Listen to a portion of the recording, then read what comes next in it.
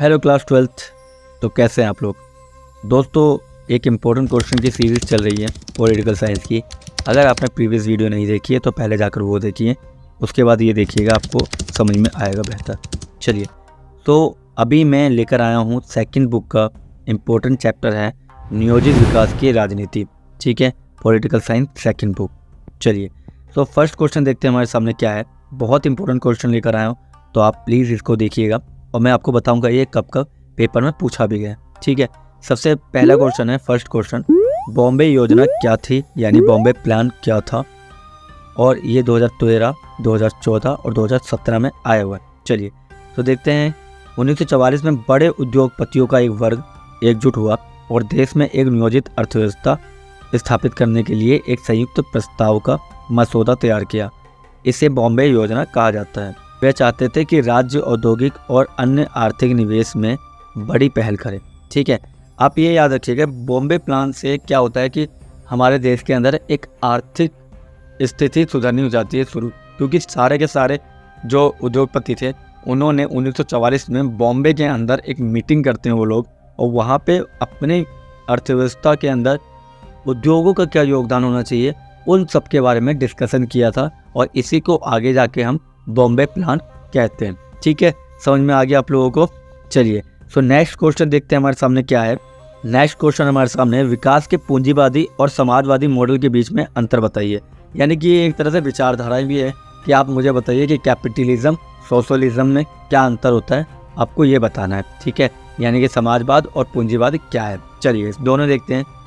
पूंजीवादी आर्थिक मॉडल नवाचार और धन सृजन को बढ़ावा देने के लिए मुक्त बाजार स्थितियों की अनुमति देता है, और समाजवादी आधारित अर्थव्यवस्था केंद्रीकृत आर्थिक योजना के तत्वों को शामिल करती है, जिनका उपयोग अनुरूपता सुनिश्चित करने और अवसर और आर्थिक परिणाम की समानता को प्रोत्साहित करने के लिए किया जाता है। चलिए, मैं सिंपल लैंग्वेज में बताता हूँ आपको क्या है। देखिए, पूंजीवादी मॉडल वो मॉडल होता है जहाँ पे पूंजी पे फोकस किया जाता है, यानी कि पैसों पर फोकस किया जाता है, ना कि समाज कल्याण की बात की जाती है। फॉर एग्जांपल अमेरिका के अंदर आप जानते हैं कि वहाँ पे एक इंसान, भले वो रिक्शा वाला हो, वो 1.5 लाख का फ़ोन लेकर घूम सकता है। ठीक है, और वहीं पे भारत के अंदर हम देखते हैं कि स्थिति बटी हुई है इंसान की, है ना।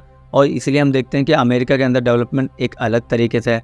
वो चाहे कुछ भी करे, कैसे भी करे, वहाँ 2 नंबर का कोई काम ही नहीं होता, वहाँ सब कुछ 1 नंबर का होता है, क्योंकि वहाँ 2 नंबर का काम भी 1 नंबर में होता है। ठीक है, यानी कि वहाँ पे अपने डेवलपमेंट के लिए क्या करते हैं वो लोग, ज़्यादा से ज़्यादा पैसे कमा सकते हैं, मगर बशर्ते उसका कुछ पार्ट आप उनके देश के डेवलपमेंट के लिए खर्च करेंगे। मगर यहाँ इंडिया में क्या चीज़ है, इंडिया में हम जानते हैं कि बहुत सी चीज़ें सरकार के अंडर में है, और सरकार उसको इसलिए नहीं बाहर डिस्क्लोज कर रही है उन व्यापारों को, क्योंकि उससे क्या होगा, समाज पर बुरा प्रभाव पड़ेगा, इसलिए वो उन्हें अपने अंडर में रखती हैं। ठीक है, समझ में आ गया। इसलिए समाज कल्याण समाजवादी अर्थव्यवस्था में देखा जाता है, और पूंजी को कमाने का जो लाभ होता है वो पूंजीवादी देश में देखा जाता है, जैसे अमेरिका, और समाजवादी देश रसिया और चाइना। और हमारे इंडिया की बात करूं तो इंडिया में समाजवादी और पूंजीवादी दोनों हैं। ठीक है, समाजवादी और पूंजीवादी दोनों हैं, इसीलिए आप लोगों को अभी इंडिया का एग्जाम्पल लेने में थोड़ा अजीब लगा होगा, क्योंकि यहाँ पे क्या है, दोनों चीज़ों पर बल दिया जाता है। अगर प्राइवेट स्कूल है तो आप अपने बच्चों को, अगर आपके पास पैसे हैं तो प्राइवेट स्कूल में भेज दीजिए, नहीं पैसे हैं तो आप सरकारी स्कूल में भेज दीजिए। मगर वहीं पे अमेरिका के अंदर सिर्फ प्राइवेट स्कूल है, सरकारी पे इतना फोकस नहीं है, तो बच्चे सिर्फ प्राइवेट में ही देखने को मिलते हैं। ठीक है, तो ये था आपका सेकंड क्वेश्चन। चलिए, थर्ड क्वेश्चन देखते हैं। थर्ड क्वेश्चन क्या है हमारे सामने। थर्ड क्वेश्चन हमारे सामने, पहली और दूसरी पंचवर्षीय योजना के मुख्य उद्देश्य के बीच अंतर बताएं।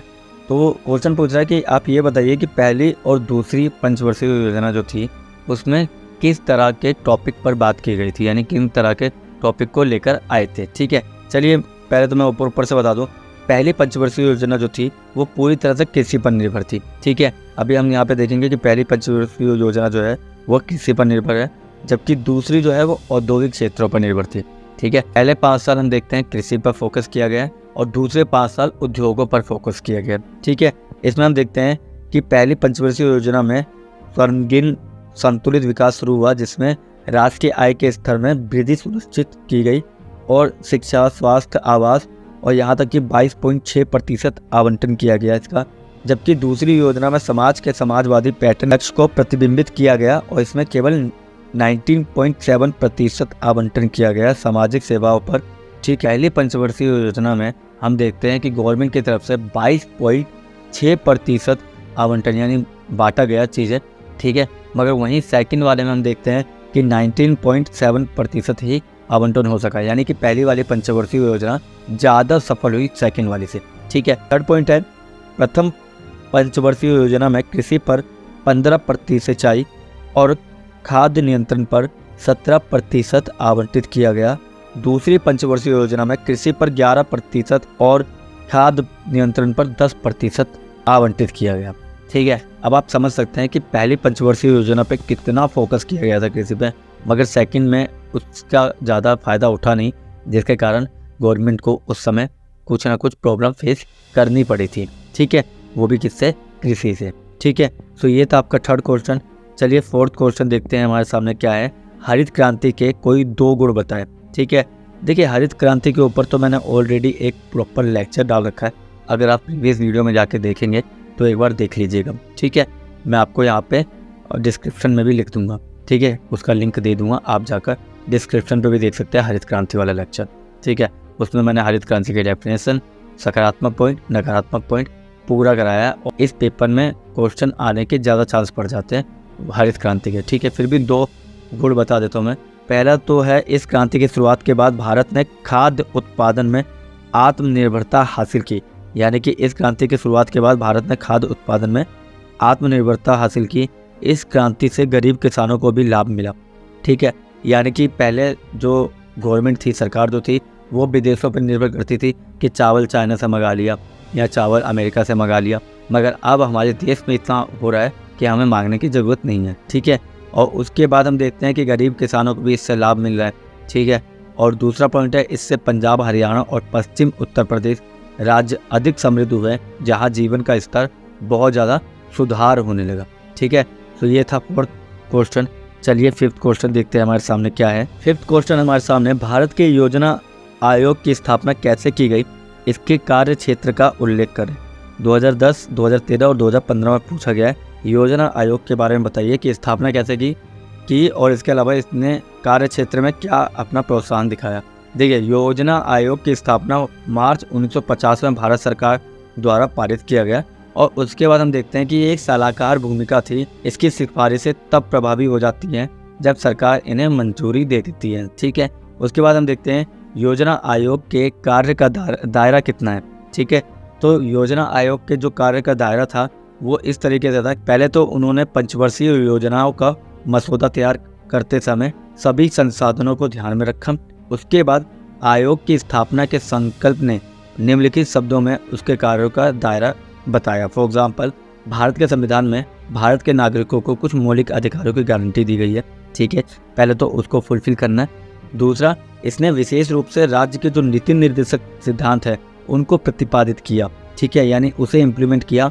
इसके अनुसार राज्य एक ऐसी सामाजिक व्यवस्था की स्थापना और सुरक्षा करके लोगों के कल्याण को बढ़ावा देने का प्रयास करेगा, जिसमें न्याय, सामाजिक आर्थिक न्याय और राजनीतिक और अलग तरह के जो न्याय होते हैं उन सारी नीतियों पर सुरक्षित रूप से एक दिशा निर्देश करेगा। ठीक है, समझ में आ गया।